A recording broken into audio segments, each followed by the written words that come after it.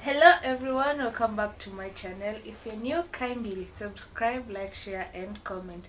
On this space we talk to entrepreneurs where they come and share their story with us. So on today's video we have Hamadi, a foodpreneur who is going to share his story with us, and so that you can get inspired. And if you do, finally look it up. Hi, how are you? I'm good. Yes. My name is Hamadi Murila. I'm a chef by profession. I run a company called I Cook You Eat, as you can see. Yes. Simple as that, I cook.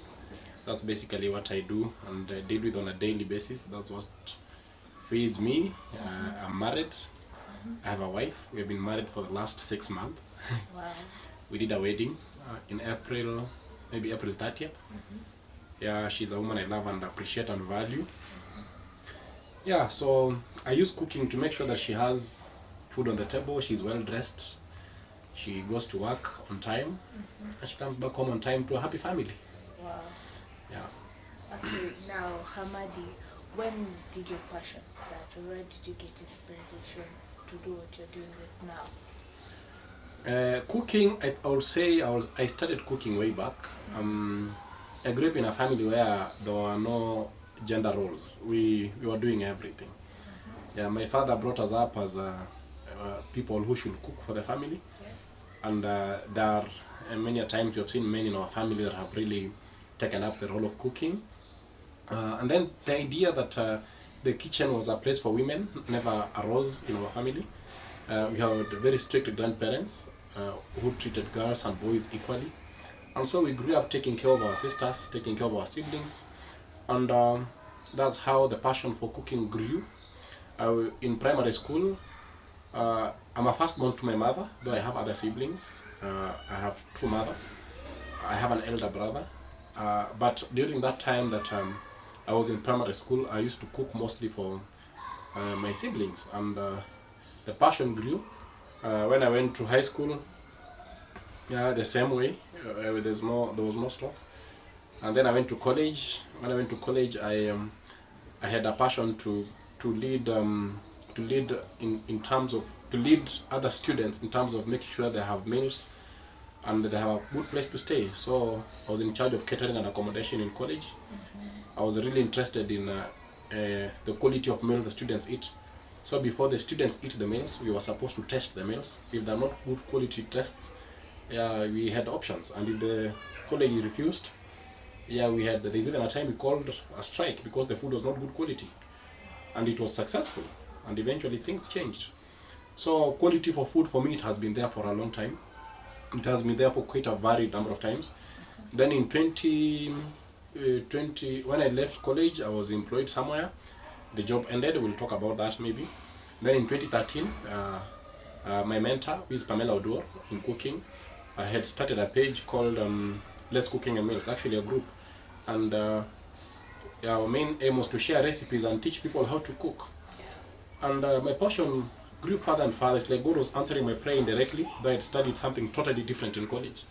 What did you do? I studied journalism and mass communication. It is something I had a passion in. I studied well. I passed, but maybe God never wanted me to to really be a journalist. Okay. Yeah, but I share my journalism story through writing. I write a lot. I write a lot of content. I share inspirational stories. I'm very passionate about what I do. I'm a strongly emotional and very strongly opinionated person in terms of the society and how things happen. I'm a human being. I have sides that I really support strongly. I have sides I criticize very strongly. Yeah, but when it comes to food, I also criticize it very strongly. So that I make sure that my food is good quality. I want to make sure that I stand out there. Everybody can cook, but it's how you mix the ingredients that stand out. And I'm very critical. There are times I have served meals to people and I've cooked meals for people and I actually refused to serve them and cooked afresh because I felt it did not taste the way it was to taste. Okay. So through Let's Cooking and Meals, I had a very good following through Let's Cooking and Meals. I started a challenge called Karangila Challenge, which had a very wide reach nationally and internationally. It trended all over. There was also a time I was training with something called Ugali Patko, where we were complaining in a hotel where the food was too small. I had been served very little food, and it went trending all over. And it's like through these small dots of connections, God was telling me this is where I want you to go. Then in 2019, I met Pamela Odor again. We had been meeting all through. We have done so many things with Pamela Odor and the Let's Cook Kenya Meals group. Yeah, but in 2019, I just want to emphasize that it's Pamela Odor who inspired me to cooking professional, because she told me, you have a following. Let's Cook Kenya Meals. You have people who love your food. Why can't you now cook professionally? And I took that advice seriously, and I started cooking professionally. And I registered a Cook You Eat as a corporate business. You are doing mass communication and journalism. Did you get a chance to practice what you studied in campus? Yeah, it's amazingly surprising that in 2009, when Alfred Mutua was the government spokesman, Yeah. I have a letter here. Maybe you can have a look at it later. I went for an attachment at Alfred Mutua's office, the government spokesman's office at KICC. Yeah. I was a communications person there under attachment.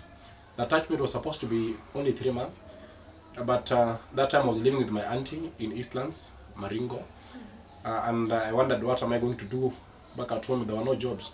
I ended up doing the attachment for 2 years without pay. What? Yeah, because now there was nothing out there for me. So I felt it's an opportunity for me to, and I think that's where the spirit of volunteering for me grew. I felt I was volunteering for government. I didn't feel any bad about it. And even when Alfred Mutua became a governor and some of the people we worked with were absorbed into the governorship of Machakos, I was not absorbed. I was not bitter about it. I just felt it's an experience that God brought, and it served me well. It toughened me to some levels, and I love it. Yeah. That's amazing. Now, you have said in 2013 you lost your job. What kind of job are you doing? Actually, it's 2011. I was employed at Safaricom in 2011 in February. It was such a beautiful job. I am a tough salesman. I was selling for Safaricom. Some of Safaricom's best salespeople were based at Shankada's shop. That's the Moy Avenue Safaricom shop. Because it had so much traffic, and we were dealing with a lot of difficult clients. So they needed good salespeople in that region. Not region, but that particular shop. So for Safaricom to recognize me, I was working with an agency called Jaden Limited. Okay. We used to sell Safaricom airtime, and I was based in Bidurai, Zimmerman. So I used to go at night to sell credit, airtime monitor. At that time there was more M-Pesa. Yeah, we used to go there. It's when the bars are active. We used to sell in bars. So unauza credit sa 50 bob mpaka unachoka. But I did that for a long time. I had so much passion. Safaricom loved what I was doing through the agency, and not necessarily Safaricom directly, but through the agency. So the agency recommended me to the Safaricom Mwalimu laptop campaign. It was being run by Safaricom and Equity Bank, and through that, my efforts were recognized, and I was absorbed into Safaricom through an agency called Insight Management Consultants, which gave me a job in Safaricom. It was quite an amazing agency. And then one time in November, a friend of mine set me up with a stolen phone. I'm not afraid or shy from saying that I was set up. I was stupid, I was foolish. Somebody set me up with a 5,000 shillings phone. I lost the job. I was sacked. Many people don't like saying they were sacked. I was sacked, and it was because of my own irresponsibility. I took it up. Then it exposed me to some of the most dangerous things in this world. I don't come from a poor family, but I wanted to be a man.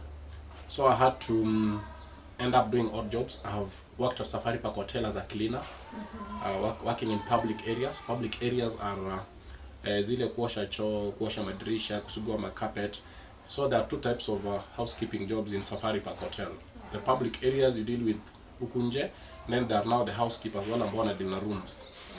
Yeah, so we could not go into the rooms because we were not trained in hospitality. We knew nothing about the rooms. Yeah, but I think through Safari Park, and also I love what happened at Safari Park, because as much as it was a tough job, I was earning peanuts. It was about 7,000 shillings per month. I used to walk every day to work.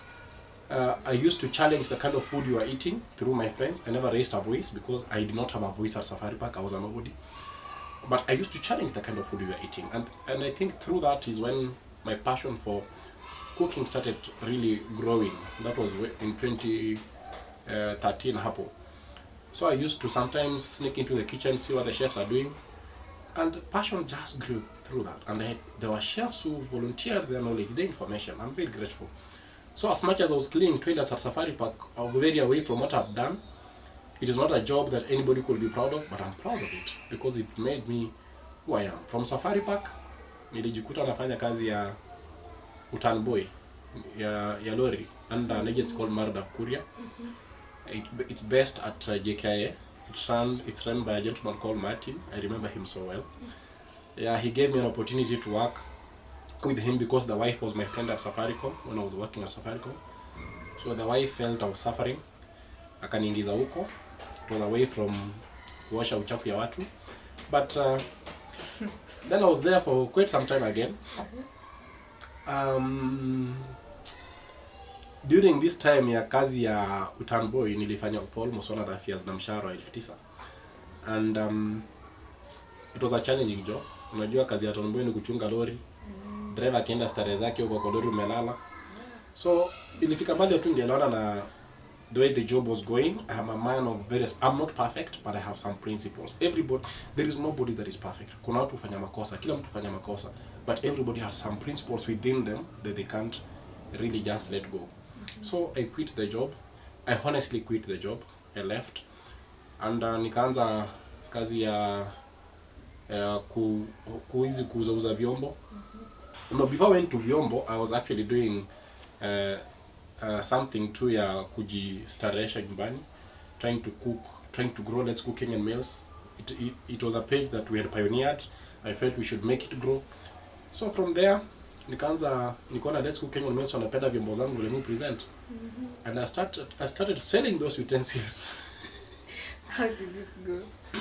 I sold for quite some time, and through that I registered a company called Super Smart Kitchen and General Household Appliances. It's on Facebook. It's an active page. There I really don't sell much nowadays because cooking really absorbed me. But it's something I'm continuing doing. I'm not afraid of it. I continue selling. I encourage young people to continue. I rarely quit what I start. So the Super Smart Kitchen is still there. And then after kuuza vyombo, and then I met a lady called Roslyn Njoki, who was the owner of Angie's Purple Tea and Anjeru Industries Limited in Meru. Then I started hawking majani chai, purple tea. I introduced purple tea to Naivas, Tuskies, when Tuskies was there. People never knew about purple tea, but they eventually learned about it. I sold it like nobody's business. And Pamela Odor, being the angel she was, she gave me a platform on Let's Cooking and Meals to sell purple tea. It is something I will never ever forget. So I sold purple tea. I sold it packing in Kengia supermarket. And then through some disagreements with the owner, Ukomeru, he was doing a lot of work. The payment was not very good. And then again, there was some personal issues around his own family and us, which are quite understandable because no human is just ukonje. They have a family, they have got a soul, or ukasirika, ufurahia. So I don't criticize him. I just felt my time there was done. So I had to quit. But I had done a lot of it. Nimeenda mashowground, tumeuza majani chai huko KICC through very serious events like UNCTAD. So many events. So to me, everybody that has been in my life in that perspective, I just allowed them. I feel they were stepping stones to where I am. So I feel it's my responsibility to accept the parts of me that messed up some things, and also to accept that as I go through life, I'll never be perfect. I will nitakanyaga miguu za watu wengine watakanyaga zangu, and that is part of life.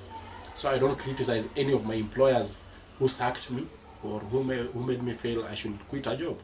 They were just part of me in a special way. Okay. Yeah.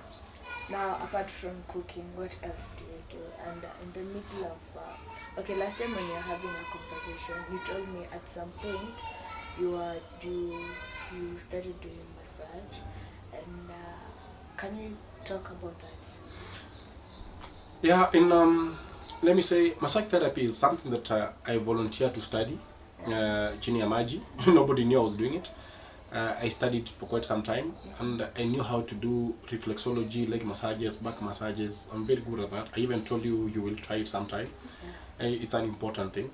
But I did not really want to base so much onto it. It is something that I did not want to really project out there physically as a study, but I did it. It's something I've done.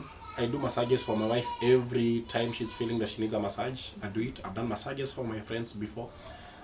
Just that now when you get into the marriage space, of course, being married, you stop doing some things. Yeah. But again, I have a charity organization called Embrace New Beginnings organization. Yeah. This organization came out of what I went through between the years of 2012 and 2015. They were the most difficult years of my life. Sometimes people say I'm very strongly opinionated, very emotional about things. When somebody is trying to project something I don't really like, people say it's wrong, but I block them because I feel I don't need too much negativity in my space. Because I've seen people suffer. I've suffered myself. Nimelala bila chakula. Sometimes nimekosa kuwa na nguo mzuri za kuvaa. If you see my college photos, ukiona nguo zangu, my friends laugh at me till today. So I became passionate about this. So I started a Facebook group. In 2019, there were so many cases. 2019 is like God wanted me to start so many things. So there were so many cases of suicide. I think you remember there was a time young people were killing each other. There was even a student at Chuka University that killed their boyfriend. There were so many cases of suicide among young people. And I felt, where do we find these young people? Social media. Why can't we start a Facebook group where young people can come and vent? Just the way Pamela Odor started a Facebook group where young people can come and learn and cook. So I started Embrace New Beginnings. It was just Embrace New Beginnings. It was a Facebook group where you could come and vent. You have done so many things. Unakumbuka kulikuwa na story ya mwanamke alikuwa anaishi ndani ya mti Voi. We built a house for that woman. We have refurbished houses in Nakuru. You have donated cloth, you have donated food, you have supported children homes, and we have done so many other projects. You have given sanitary towels, you have supported expectant ladies who don't have means of raising their own children. So when I see people really criticizing humanity, I really feel so bad about it. And in 2021 December, we felt you were doing so much, we needed support.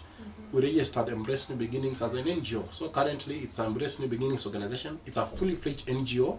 I have certificates here that you might want to look at for the purposes of your audience and many other people who want to learn about it. It's basically a charitable organization. We empower young people to have a good life. Those that are poor, we support through opening some businesses for them. Wengine, we have given them business loans, wamehepa, but it's okay. And then we also do just inspirational, just inspire people. If you go to Facebook, check out Embrace New Beginnings organization. To just inspire somebody out there. As I've said, we are not all perfect. We have got our own personal lives. But the little that is in me, that little light of mine, that one that wants to dim, I'll make it shine. And once it shines somebody else's light. I might have my own side that any other person might not like, but I believe the little that people like, let me use it to grow another person. Yeah. Now, you as Hamadi at this point, today, how many organizations do you have? How many companies do you have? Okay, me as Hamadi, as a person, I have a Cook You Eat, which I run with my wife. I love my wife so much. She's very pretty. I love my wife so much.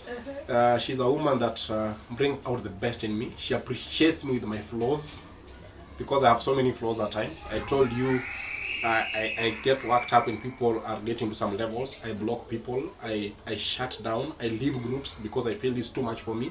She embraces me that way. She never criticizes. She understands the person that I am. And then the Cook You Eat is doing so well. I told you that's what feeds us today. And then there is also Embrace New Beginnings organization. It's a registered organization. I have volunteer coordinators within. We have counselors, we have psychologists, we have just mental health advocates. People who just want to talk well and good about mental health, and it's working so far. It's run by myself as the director. I have there's a board within Embrace New Beginnings organizations. There are volunteers. We have close to 81 registered volunteers. Our volunteers register by paying 500 shillings to show commitment to the organization. Then I have Super Smart Kitchen and General Household Appliances, which is still running. It is for selling utensils. And it's going on. It's something I'm proud of, and those are things that I basically do. Above that, I run another company called Marriage. It's a company by itself. It is a company by itself. Yeah, I'm the hii wanasemanga your wife is the director. Men, you are just shareholders in it, but the wife is the director. My wife is the director, and me, I'm a very serious shareholder in this company, and we are yet to have children who maybe might be our clients. They say when your clients are people who are now make the company succeed. Yeah. That's so nice. Yeah. And so far so good. How is business and everything going? Let me tell you, it's there are challenges. I won't lie to you. God has been faithful to us. We have business. We have orders running. We have events that we are cooking for. Yeah, but there are also challenges. I have a personal life that people don't understand. I separate personal life from business. When it comes to business, it's strictly business. When it comes to my personal life, I speak passionately about politics. Until sometimes I get afraid that my clients might judge me differently. Because if I love someone, I love them. I allow you to love your kind of political candidate, but I also have mine that I value because of their values and principles. When I like a certain way of doing things, I like it. As I told you, I'm very passionate and I'm very strongly opinionated. Some people take it as a temperament, but to me it's just that I value what I believe in. And if I believe in something strongly, I push for it. So the business, there is that challenge of me balancing between business and my personal life because people judge it differently. But what I wish to tell everybody, just like you out there, you work for an organization, you have that organization has principles, you are guided by those principles. But now you also have a personal life. You go home to your children, you go back home to your mother and father, you'll have differences in the home. You will not take your personal differences to business. Business is totally different. What I'm doing on the side is totally different. And the challenges are obviously there. Food prices are increasing. It's a challenge. We are afraid that we might be forced to increase our prices for food. Yet we love our clients so much, they are our priority. So sometimes unaweza charge client unaogopa. Yeah, but now since we believe in quality food, even if you're cooking rice, we don't go and buy substandard rice. We buy the best qualities of rice to cook. So those best qualities of rice, the prices are going up. It's affecting us as people who cook because it affects the quality of the food you want to offer on the table, but you still want to manage the client's budget. And then kitchenware, so many fakes in the market. It's actually a big problem. So many fakes. So that's why I stopped a little bit. I had to explain to my clients in my WhatsApp group that I'm stopping a little bit because so many fakes. We go out there. Yes, I want to sell to you something good, but the idea of clients coming back to you complaining about things that you sold to them is not a good idea. You being human, as I said, I want somebody to have the same service that I wish to have. So if I'm going to give you something, if somebody gives me the same thing, will I appreciate? So that's why my kitchenware business has gone a little bit low, because the quality things that you want to get are also costly, and generally the standards of living currently, the economy is a bit shaky, so people are not really investing a lot of money in things apart from some. That there's actually a market for everything, but even those that were really buying have been pressed. It's a big challenge for us as business people. You want to impress the client, but you also want to give them quality. So that's a very big challenge, a very big challenge. Yeah. Now, as we wrap up this video, what message will you tell a younger entrepreneur who is growing and maybe starting his business? Positive mindset. The mind is an amazing thing. Before you were created, before you were born, before you knew any lecturer, before you knew any boss, God said something. I have given you everything to be whatever you want to be. What did God mean? He has given you a mind. A mind is a creator. What you feed into it is what comes out of it. If you keep saying that you will not make it, you will not make it. I have not really made it myself, but where I am from 2019 to date, I can tell you those are giant steps. And they are not attributed to me, they are attributed to the value of what God has put in me called a mind. I utilize it fully. And I give all the grace and love to God for this. Have a positive mindset. Believe that whatever you feed into yourself is what you get. If you believe that there are no business opportunities, there will be no business opportunities. I tell this to even people that relate. I mean, I'm married. I'm not a perfect husband, but I'm trying. I tell people, including yourself, if you keep believing there is a young man that is out there to harm you, you will always meet a young man that will harm you. If you keep saying that all men are dogs, you'll always meet a man to prove to you that all men are dogs. If you keep saying that all women are gold diggers, all women are easygoing, you'll always meet a woman to prove to you whatever you're trying to bring to them. They say, whatever the mind of man can conceive, it can achieve. If you have it here, you can hold it here. And it is so real. Apply this to a business. Apply this to the people you meet. Apply this to... If you keep saying that you'll be sick, it's so funny you keep being sick. A very small example as we wrap up. I'll just use you for example. There is a certain car that you might have loved. Maybe a Range Rover, a certain Range Rover. A certain type of Prado. Do you realize that if you keep thinking about that car, you always keep seeing it in traffic? You're like, oh, that's my car. Ukienda mahali kuna sherehe, you see somebody comes with such a car, parked there. Oh, this is the car I was talking about. Ukienda for your family parties, you see one of your uncles has bought. Oh, Uncle Nani bought this car. Oh, I love this car. It's your mind. It's trying to show you your way. What you're trying to project, it's what it's really bringing to you. It's so indirect, you can't believe. So, if you have it here, as an entrepreneur, you can hold it here. Yeah. Now, that's it for today. Hope you enjoyed our video with the one and only Hamadi. And if you did, kindly subscribe. And don't forget to follow him on Instagram and also Facebook, right? Yeah, so nitalink hapo nini zake penye mtampata na namba ya simu. That's it for today. Till next time. Bye bye. Thank you.